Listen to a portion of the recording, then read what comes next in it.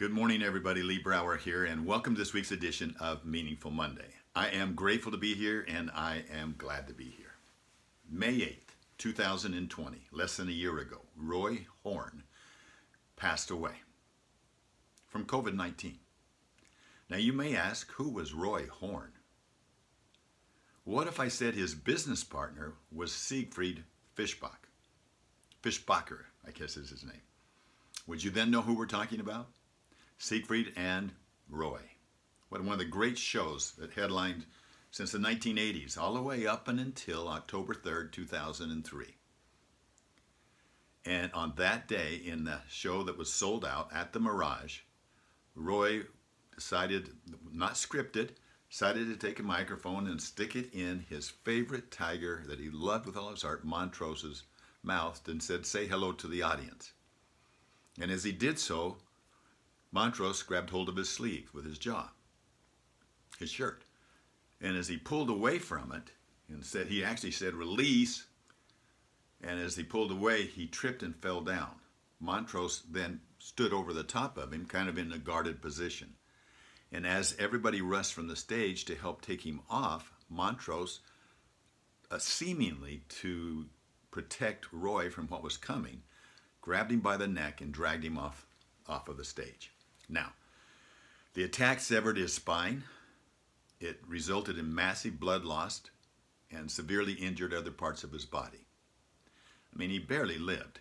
It impaired his motor and verbal abilities going forward for quite a while.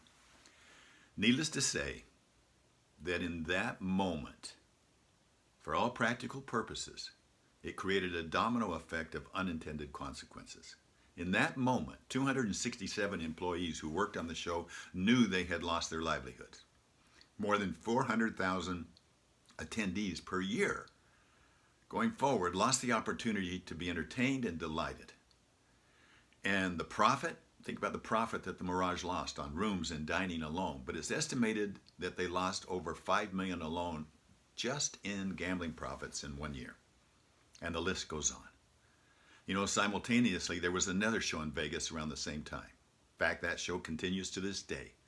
Attracts many, many, many people to its shows, not only there, but around the world, really. And it could have been called, like Siegfried and Roy, after the originators of it. If that was the case, it would have been called Goldman, Stanton, and Wink, named after the original creators and entertainers.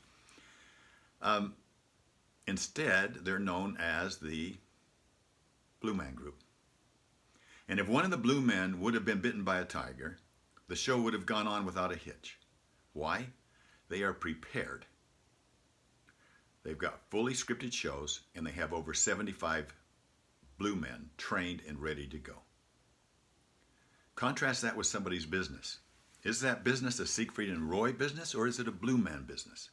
If something happened to one or more of the principals of your company, how would it survive going forward? Financially, operationally, experientially?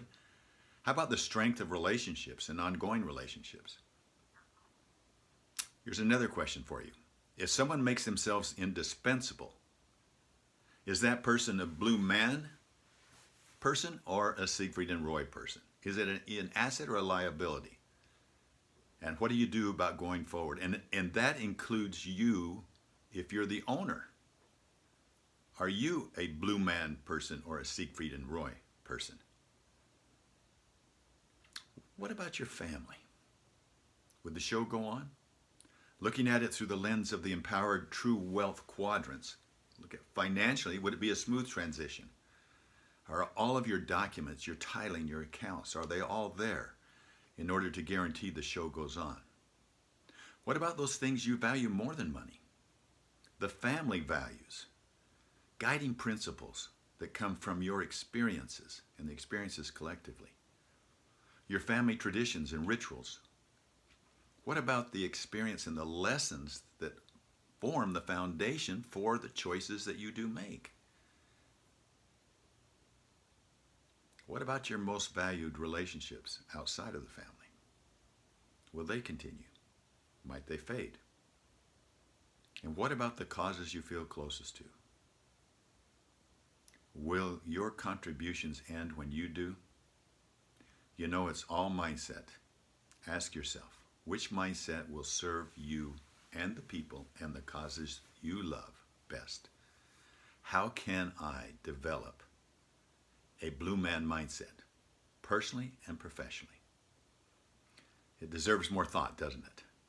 I encourage you this week, as you think about how you might have a more meaningful week, that you look at those aspects of your life and ask yourself, is this a blue man relationship, a blue man experience, or is this a Siegfried and Roy experience? I hope you enjoy this week. Thank you for being with me this week. I'll talk to you next week. Bye-bye.